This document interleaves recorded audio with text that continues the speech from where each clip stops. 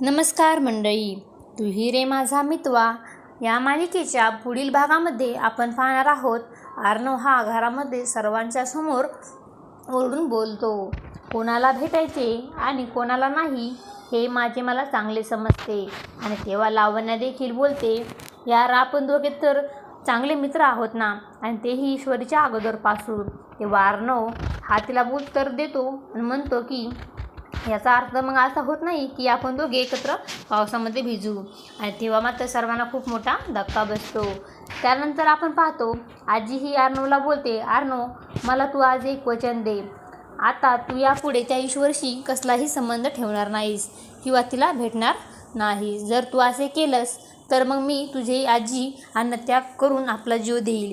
आणि त्या अर्णव देखील खूप मोठा धक्का बसतो व तो अतिशय घाबरतो.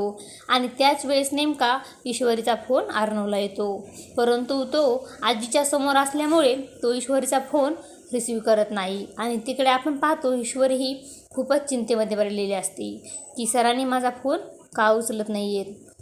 आणि आता पुढे येणाऱ्या भागामध्ये अर्णव हा आपल्या आजीची ऐकून ईश्वरीशी असलेले नाते तोडणार का, हे पाहणे अतिशय रंजक ठरणार आहे.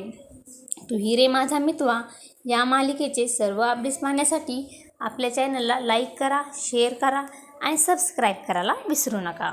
धन्यवाद.